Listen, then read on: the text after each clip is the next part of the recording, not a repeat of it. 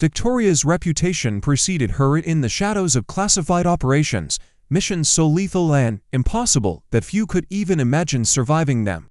But to Rear Admiral William Vance, she was just a green analyst, a novice in over her head. He mocked her relentlessly, undermined her at every opportunity, and took a sadistic pleasure in her discomfort. Then, in an act of ultimate cruelty, he left her stranded in the Mojave Desert, wrists bound with military-grade cord, the sun merciless at 115 degrees. He laughed as he drove away, convinced the desert would claim her body and erase any trace of her existence within hours.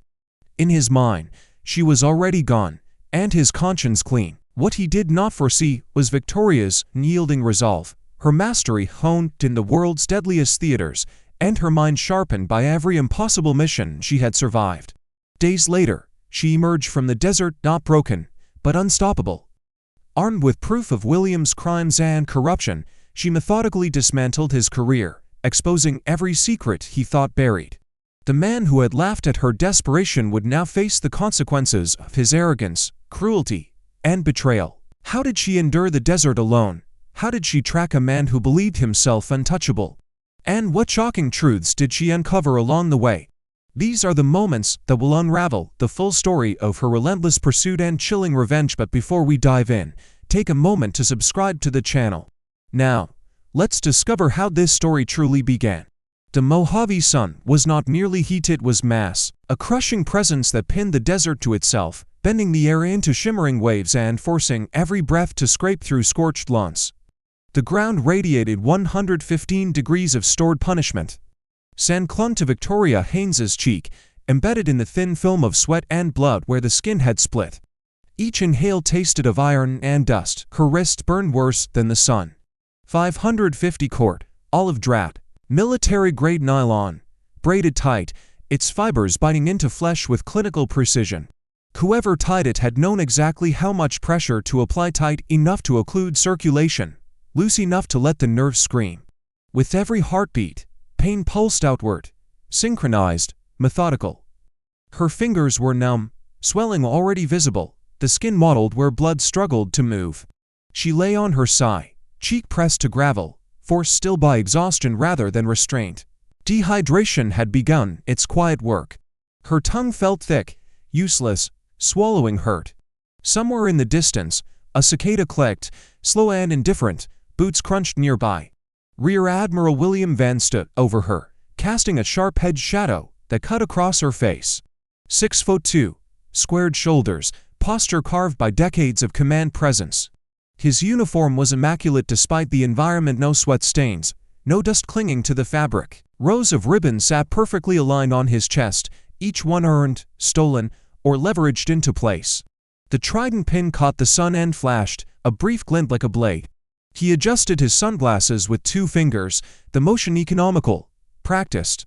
His jaw was set, clean-shaven, the faintest tick flickering at the corner of his left eye gone as quickly as it appeared. When he looked down at her, there was no anger, no triumph, just vacancy, as if she were an administrative inconvenience that had taken too long to resolve. "You really thought you could make the cut, didn't you?" His voice was even, almost conversational, pitched low against the open desert, not a hint of strain, not a wasted word. "They send me these diversity quotas," he continued, exhaling through his nose, "these so-called special analysts, thinking you can hang with Tier 1 operators." He shifted his weight, grinding his heel into the sand beside her head. "You're a liability, Victoria. You hesitated during the breach simulation." His gaze flicked briefly to her hands, to the cord, then back to her face. "In my world," he added, "hesitation gets good men killed." Victoria did not day. Her chest rose and fell slowly, deliberately, each breath measured to conserve what little moisture remained in her body. Her lips were split and dry, flecked with blood.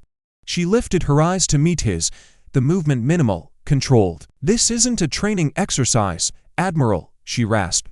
Her voice was shredded, reduced to raw vibration, but steady. For a fraction of a second, something like amusement crossed his face. "No," William said, smiling.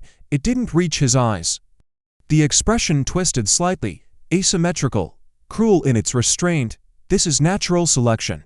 He crouched, joints popping softly as he lowered himself, bringing his face close to her ear. She smelled antiseptic on him beneath the desert air. Clean, untouched. "The extract bird is coming for me in 5 minutes," he whispered. His breath was cool against her skin. "I'm logging you as a heatstroke casualty." Wandered off course during a solo nave drill, he paused, letting the word settle. "By the time they find your body, the coyotes will have cleaned the bones. No autopsy will find the ropes if the ropes are gone." Victoria's jaw tightened, not fear calculation. William straightened, brushing imaginary dust from his sleeves. He turned his back without another glance, already finished with her. As he walked away, his voice drifted back, casual, dismissive. "Do the Navy a favor and die quietly." The Humvee roared to life. Tires bit into sand, kicking up a wall of dust that swallowed him whole. The sound faded. The wind moved in again, erasing tracks, reclaiming silence inch by inch. Victoria lay still, alone, bound, dehydrated. According to the Rear Admiral of the United States Navy, she was already dead. A fly landed near her eye. She didn't blink. Her breathing slowed further, heart rate deliberately suppressed. Somewhere beneath the pain, beneath the heat and the cord and the thirst, her mind was working cold, structured, disciplined. William Vance had seen a frightened analyst, a box checked, a problem removed. He hadn't checked her personnel file deeply enough to notice the redacted sections, the sealed evaluations, the operational gaps that didn't align with her cover story. The desert had taken many lives, but it had never met her underestimation before. Pain was not an enemy, it was data. That truth surfaced before anything else, cutting through the haze of heat and thirst with practiced clarity. Victoria closed her eyes, shutting out the glare, narrowing her world to what still obeyed her. Breath first, slow nasal intake, controlled exhale through cracked lips. She counted the seconds silently, forcing her diaphragm to move despite the burn in her chest. Heart rate followed, reluctant but compliant, each beat stretching farther apart. Tannic was expensive. It consumed oxygen, accelerated dehydration, shattered fine motor control. Tannic killed faster than the sun ever could. She did not allow it. Her wrists throbbed in angry waves, nerves firing erratically where circulation had been compromised. The cord had begun to imprint itself into her skin-thin, brutal lines already swelling purple. She flexed her fingers experimentally. Minimal response, tingling at the tips, not dead yet. She shifted her wrists by a fraction of an inch. The knot responded immediately, tightening just enough to remind her it was there. A standard constrictor, not efficient, quick to tie, unforgiving under load. William's work, clean, confident, lazy, arrogance always left seams. He had expected thrashing. Expected panic-driven movement that would cinch the knot down until bone met bone. He had tied it accordingly secure, but not locked. A professional assumption made without imagining resistance of a different kind. Victoria went still again, her breathing steadied. Her jaw clenched, molars grinding softly as she rolled her left shoulder forward, subtly changing the angle of strain. The pain spiked, white-hot, but she wrote it, cataloging it, letting it crest and recede. Then she made the decision, her left thumb bent the wrong way. The sound was a wet, intimate pop, too small to carry in the open desert. Cartilage separated from socket, ligaments tore. A bolt of nausea surged up her throat, sharp and immediate. Her vision blurred, a black ring squeezing inward. One tear escaped the corner of her eye, cutting a clean line through the dust on her cheek. She did not scream. Her mouth opened on a soundless exhale, teeth bared, neck muscles standing out in rigid cords as her body fought the reflex to convulse. She forced herself to stay precise. Shaking wasted time, shaking wasted blood flow. The thumb, now grotesquely misaligned, collapsed inward enough to narrow her hand. Skin slick with sweat and blood, she twisted carefully, millimeter by millimeter, feeling the cord scrape across exposed nerve endings. Pain flared with every movement, but the loop widened just enough. She pulled. The cord resisted once, then slid free. Her hand slipped through.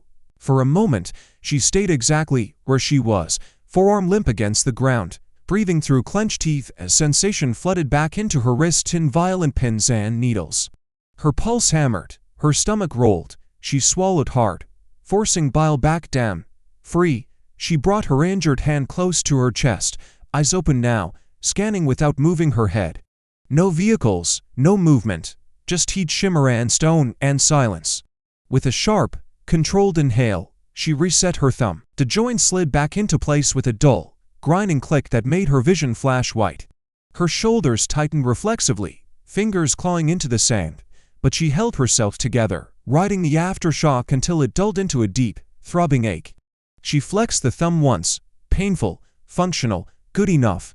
Victoria pushed herself into a crouch, keeping low, body angled to minimize exposure. Her mouth was dry enough to crack open when she swallowed. No canteen, no pack, no radio. The tactical monocle was still concealed, but she didn't reach for it yet. She wasn't thinking like someone abandoned, she was thinking like someone hunting. Her eyes moved to the ground, picking up disturbances invisible to untrained vision. Fresh tire impressions pressed into the sand, edges still sharp. One set was obvious standard military Humvee tread, aggressive, familiar. But beside it ran something else, heavier, wider spacing. 6x6 configuration, transport grade, civilian contractors or off-book logistics. The tracks didn't angle back toward the base, they cut deeper into restricted territory. Victoria followed them with her gaze, jaw tightening almost imperceptibly. A faint muscle jumped once near her temple, then stilled.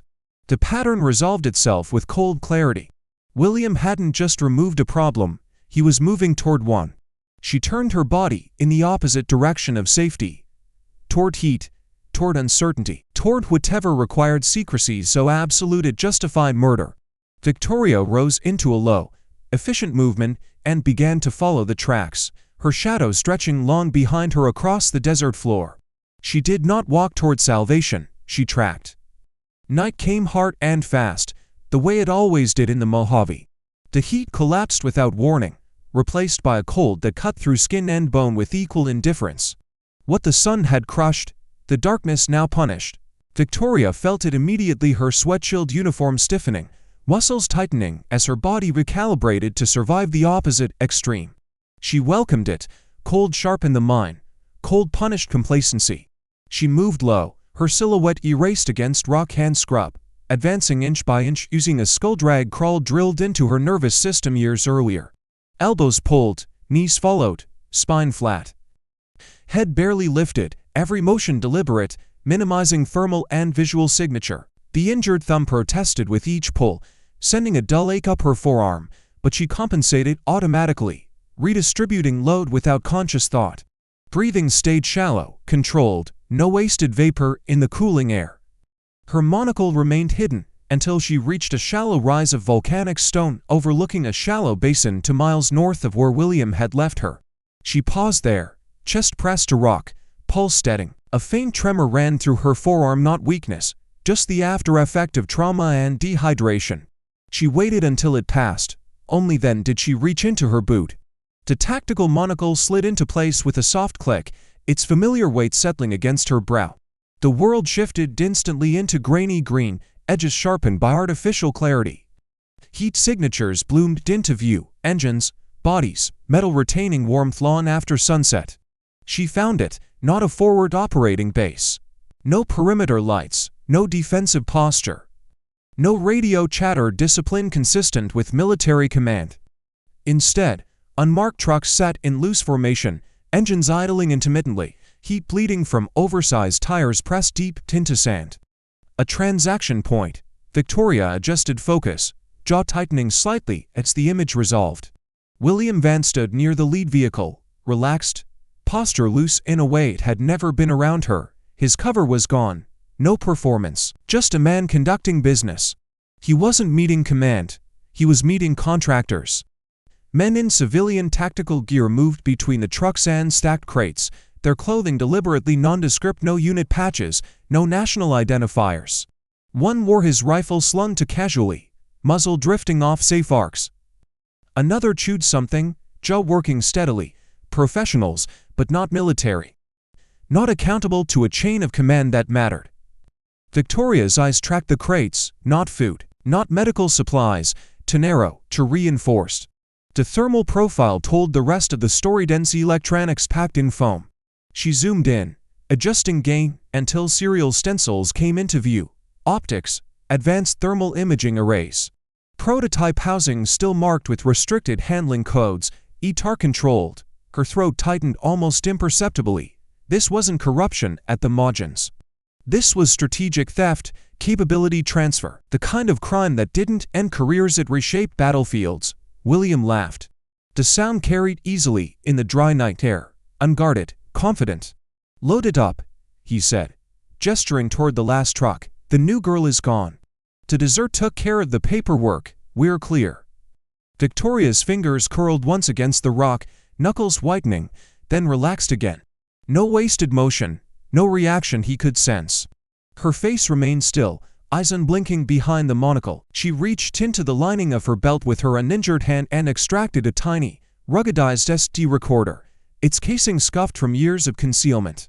She braced her elbow, stabilized her breathing, and began documenting. First image, the crate's serial number, sharp enough to trace manufacturing origin. Second, William's face, caught mid-smile, eyes half-lidded in satisfaction. Third, the handshake, his hand clasping another man's, sleeves rolled just enough to expose the watch he never removed.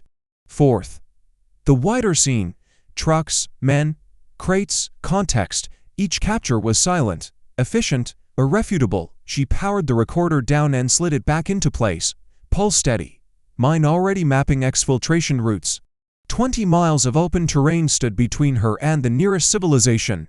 No water resupply, no friendly air cover. And somewhere above, satellites watched this sector, assets William had access to. Assets he believed were still loyal. Victoria eased backward from the rock, letting the darkness swallow her again. The evidence was secured, the truth documented. Now came the part that couldn't be logged or transmitted. She turned away from the basin and began moving south, her body folding back into the desert's contours, invisible once more. She had the smoking gun. All that remained was to survive long enough to pull the trigger. 3 days later, the Pacific Air inside Naval Amphibious Base Coronado felt artificially cool, filtered and recycled, stripped of salt and consequence. Debriefing room lights hummed faintly overhead, casting a sterile glow over polished tables and rigid backs. No one spoke. Chairs creaked as officers adjusted their posture, hands folded, eyes forward.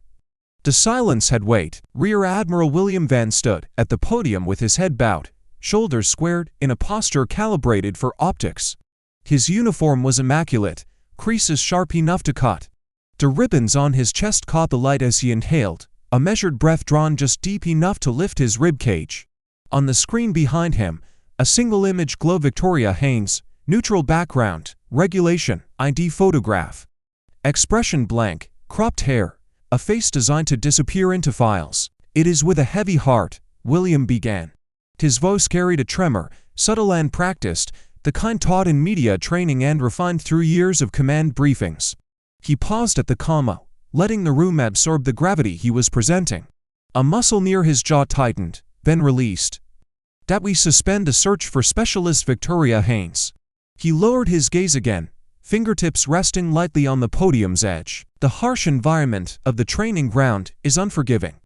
We believe she succumbed to the elements after becoming disoriented." No one moved. Rows of officers and SEAL team leaders sat motionless, their faces unreadable. Some stared at the image on the screen, others fixed their eyes on the grain of the table. A few blinked slowly, processing the words without granting them belief. The room smelled faintly of coffee and disinfectant. William continued, his tone steadying as he transitioned from sympathy to narrative control.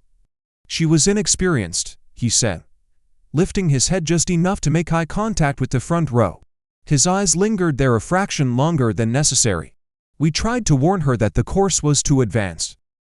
Let this be a lesson on readiness. Standards exist for a reason." A pen clicked once near the back of the room. Someone stopped themselves from tapping. William stepped down from the podium to a ripple of restrained movement. His executive officer approached first, murmuring something low and deferential. William inclined his head, accepting condolences with a tight smile that never touched his eyes. His right hand closed briefly into a fist at his side, then opened again. As he turned toward the exit, his phone vibrated once in his pocket. The sensation cut through him sharper than the dessert cold ever had. He stopped walking. The XO was still speaking, lips moving, but William no longer heard the words. His fingers slid into his pocket on reflex, drawing the phone out with practiced discretion. The screen lit up. Unknown number. His thumb hovered for half a second before unlocking it. The image filled the display. Not Victoria, a crate, his crate. The same reinforced casing, the same stenciled serial number, photographed close enough that the texture of the metal was unmistakable. The angle was familiar, too familiar. His breath caught, shallow and sharp, just once. Below the image, a single line of text waited. The desert has ice, Admiral. William's throat tightened. A bead of sweat formed at his hairline and slid down toward his temple despite the chilled air. He lifted his gaze slowly, scanning the room, pupils dilating as faces blurred into potential threats. A lieutenant shifted in his seat. Someone cleared their throat. Another officer glanced at the screen behind him, then back to William. No one was smiling. William forced his jaw to unclench, slipped the phone back into his pocket, and straightened his spine. His pulse hammered against his collar, visible for a fleeting second before he adjusted the fabric. The tick near his left eye returned, sharper this time, betraying the first fracture in his composure. The briefing room remained silent, but the story he had just buried was no longer dead, and for the first time since the Mojave, William Vance felt watched. Paranoia did not arrive all at once. It seeped in slowly, like a contaminant introduced below the threshold of detection. For the next 24 hours, Rear Admiral William Vance existed in a state of controlled isolation, a senior officer reduced to a shadow moving through his own command. He altered his routes through the base, avoiding predictable patterns. He spoke less. When he did, his words were clipped, transactional. Eyes lingered on him a fraction longer than before, and every pause in conversation felt weighted with unspoken evaluation. He could not order a renewed search without reopening questions he had already sealed with ceremony and grief. He could not dismiss the message as coincidence. The photograph had been too precise, too intimate. The desert had answered him. William retreated to his office shortly after midnight. The corridors outside, empty except for the distant echo of duty watches changing over. He keyed in, stepped inside, and locked the heavy steel door behind him with a decisive turn. The sound of the bolt engaging reverberated in the quiet room. He crossed to his desk, movements tight, economical. The mahogany surface gleamed under the recessed lighting, perfectly ordered. Not a single item out of place. Control, preserved in wood and brass. He seated himself, logged into the secure terminal, and brought up the classified logistics interface. His fingers moved quickly now, faster than usual, entering credentials he had used without challenge for years. His jaw set as he navigated toward the asset transfer logs, inventory movements, serial tracking, time-stamped authorizations. He selected the entries tied to the transaction point, delete, retroactive overwrite, clean removal. The cursor blinked, access deny. William frowned. A shallow crease formed between his brows. He retyped the password, more carefully this time, forcing his breathing to slow. The system processed for a beat longer than normal. Access deny. A pulse thudded visibly at his throat. He leaned closer to the screen, as if proximity alone might assert authority. Before he could initiate a secondary protocol, the display flickered.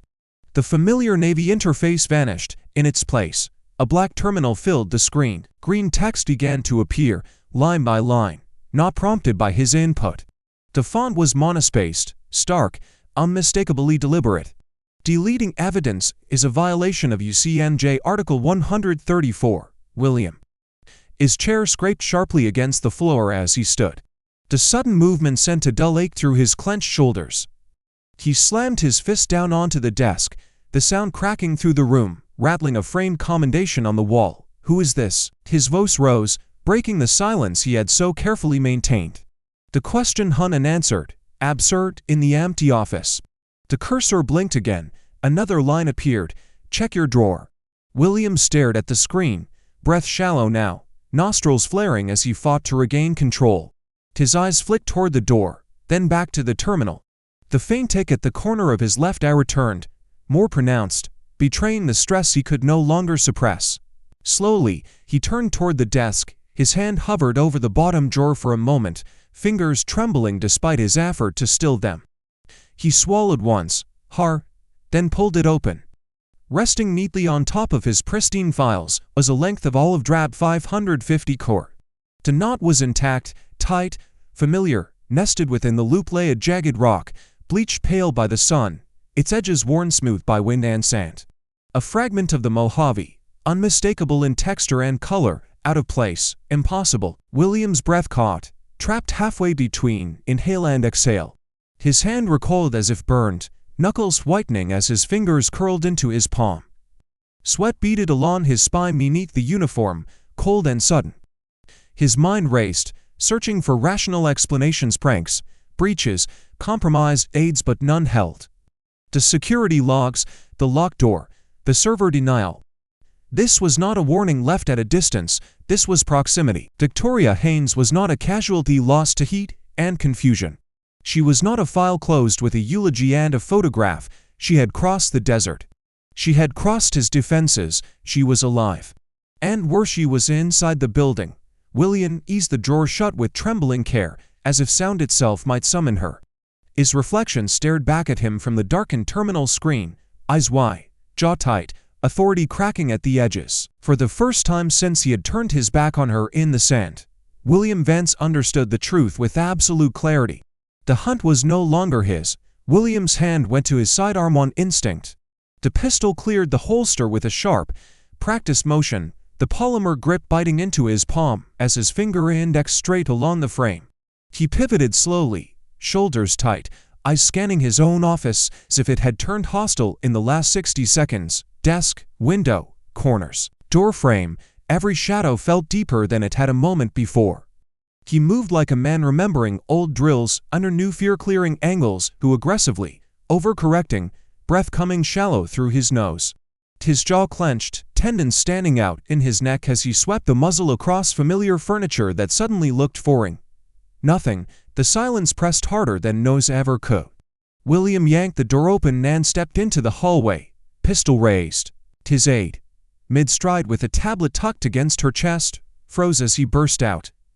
Her eyes widened. She took a half-step back, knuckles whitening around the device. "Lock down the building," William barked. The words came out clipped, edged with strain he could no longer mask. "We have an intruder, a security breach." He didn't wait for acknowledgement. The alarms answered for him. Red strobes ignited along the corridor, washing the walls in pulsing light. Klaxons blared, sharp, pan insistent, cutting through the base with mechanical urgency. Doors slammed shut in sequence, steel barriers dropped. Footsteps multiply, heavy boots pounding tile as military police poured into the corridors, rifles slung, radios crackling with overlapping commands.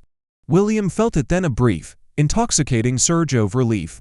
If she was inside the perimeter, she would be intercepted, neutralized. His people would handle it. He could frame it later: an unstable washout, a disgruntled trainee, a security anomaly resolved with regrettable necessity. The narrative would hold if she didn't walk out alive. He moved with the MPS toward the command center, the pistol finally lowering as armed guards fell into step around him. Their presence formed a moving wall of authority, control, reasserted. Inside the command center, the air buzzed with activity. Screens lined the far wall, each tied into a different fee. Operators snapped to attention as William entered, his rank cutting through chaos. "Pull up the security feeds," he ordered, voice steadying as command reflex took over. "Find her." The tech sergeant's fingers flew across the console. One screen came alive, then another. Grainy black and white images flickered into place: hallways, stairwells, checkpoints. Then the feeds began to die. One by one, the monitors went black. No static, no distortion, just clean, absolute absence. A ripple of unease passed through the room, visible in tightened jaws, in the way shoulders drew in. "All cameras are down, sir," the sergeant said, his voice low. Except, one screen remained active. It refocused automatically, the image stabilizing on the main gate. A solitary figure had entered the frame. She walked through the entrance at a measured pace, posture upright, shoulders squared. She wasn't attempting concealment, she wasn't rushing. She wore full-dress whites, the uniform immaculate, pressed sharp enough to catch the light. Every step landed with deliberate precision, heel to toe, cadence unbroken. The guards at the gate reacted late. Rifles came up. Voices shouted commands that echoed uselessly across the open space. Hands tightened on triggers. The tension was visible in the way their stances widened, knees flexing, breath held behind clenched teeth. She didn't stop. She raised one hand calmly and produced a badge, not a standard military ID. Gold, heavy, mounted in a leather wallet that caught the light as it opened. The tech sergeant leaned closer to the screen, brow furrowing. "NCIS," he murmured, then hesitated. "No, that's higher." William stepped forward, squinting, his lips parting slightly as recognition hit. The faint ticket as I returned, pulsing uncontrollably now. His mouth went dry. "Inspector General, Special Activities Division." The guards lowered their rifles not by order, but by instinct. One of them snapped to attention. Another followed, hand coming up in a sharp salute that rippled down the line. William's face drained of color. "She's not a novice," he whispered, the words barely audible over the hum of the room. His grip tightened unconsciously at his side, fingers curling into his palm. "She's the auditor." On the screen, Victoria Haynes passed through the gate unchallenged, her expression unreadable, eyes forward. The alarms continued to blare behind her, impotent now, unable to touch her authority. William took a slow step back, chest rising sharply as air finally forced its way into his lungs. For the first time since the desert, he understood exactly what he was facing. Not an intruder, an investigation. The realization struck William Vance with the force of blunt trauma. It wasn't a thought so much as a collapse, one internal structure giving way after another. Victoria Haynes had never been sent to his unit to be evaluated. She hadn't been there to integrate, to learn, or to survive his standards. She had been inserted, placed, tasked, hunting, the clumsy movements, the hesitation during the breach simulation, the quiet note-taking. All of it replayed in his mind now, stripped of the assumptions he had wrapped around them, tests, provocations, pressure points. She hadn't been failing, she had been observing. And he had responded by trying to erase her. His throat constricted as the legal implications detonated one by one. Federal jurisdiction, Inspector General oversight. Attempted homicide of a protected agent, conspiracy, obstruction. The weight of it bent his spine forward without him realizing it, shoulders curling inward as if bracing for impact that had already landed. "Arrest her!" William shouted, lunging for the microphone. The sound tore out of him raw and uncontrolled. "She's a hostile threat. Shoot on sight." The command center froze, not into obedience, but hesitation. The sergeant at the console didn't respond immediately. He turned slowly, deliberately, as if every degree of rotation mattered. His expression wasn't defiant, it was confused, edged with something close to disbelief. "Sir?" the sergeant said carefully.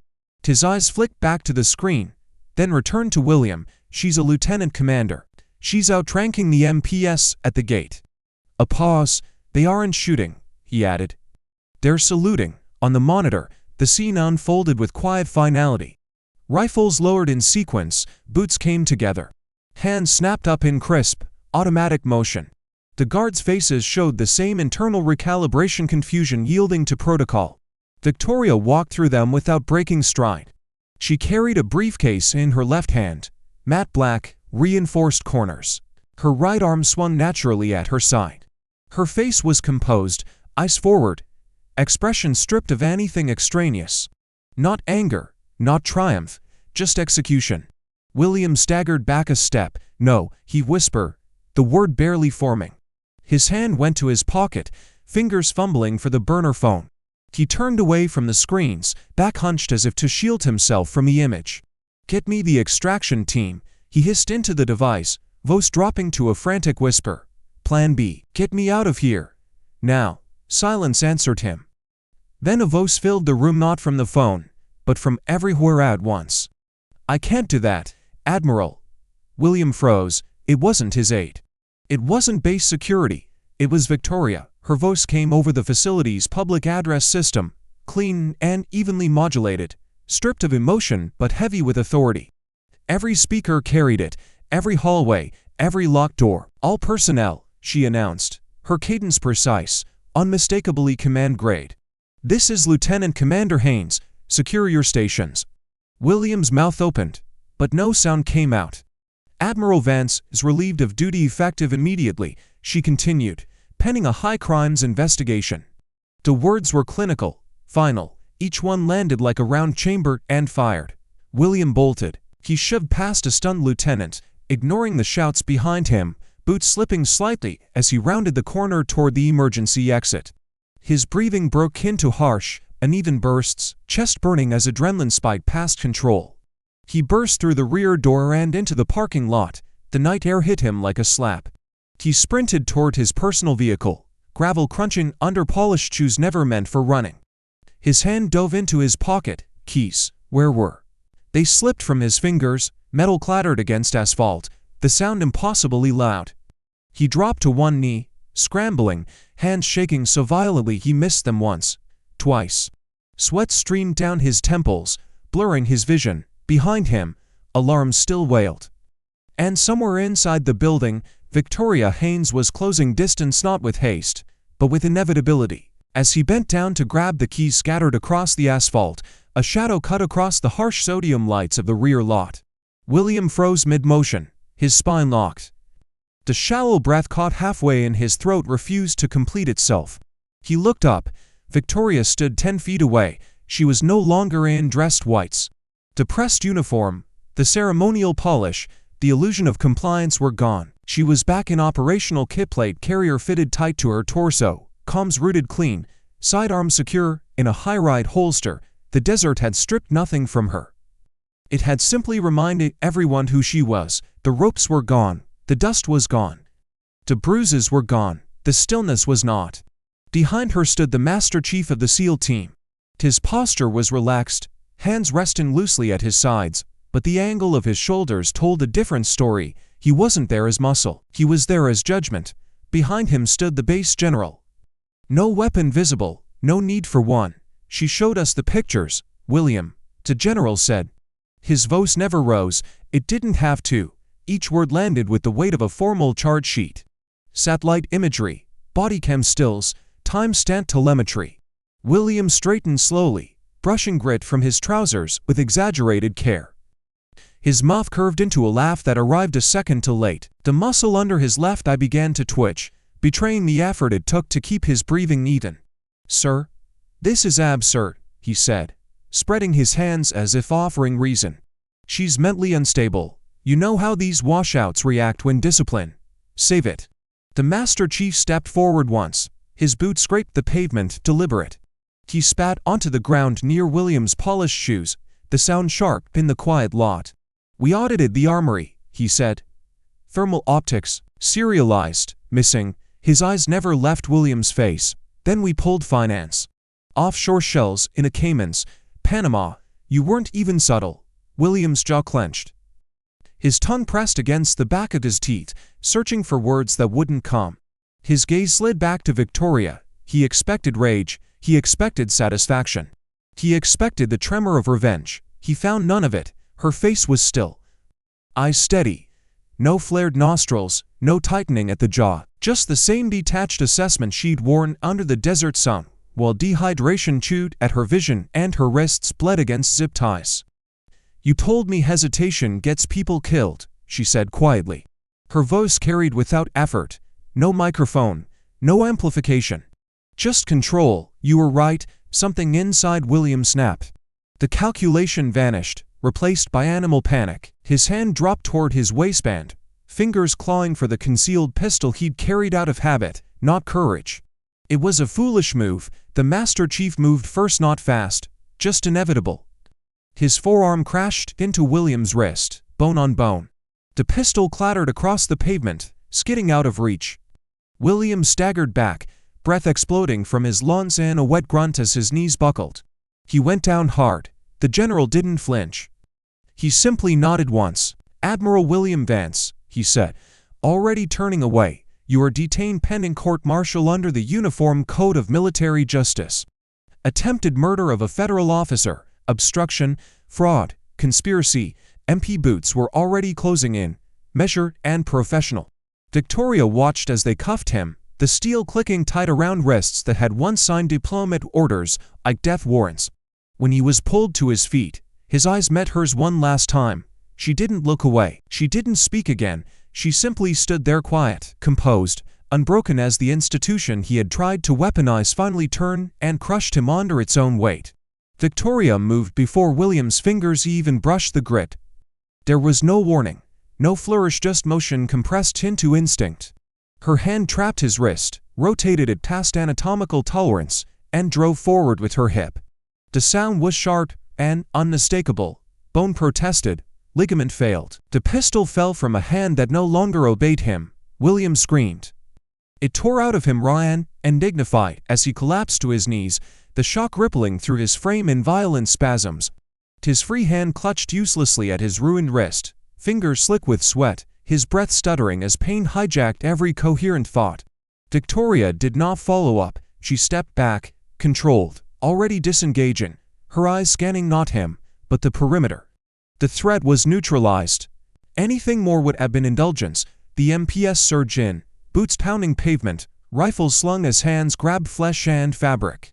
They drove William forward, face first into the asphalt.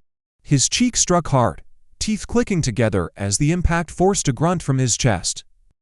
Gravel bit into his skin, embedding itself along his jawline, scraping against the same kind of ground he had abandoned her on days earlier. He struggled once, weakly. Steel cuffs closed around his wrists with finality.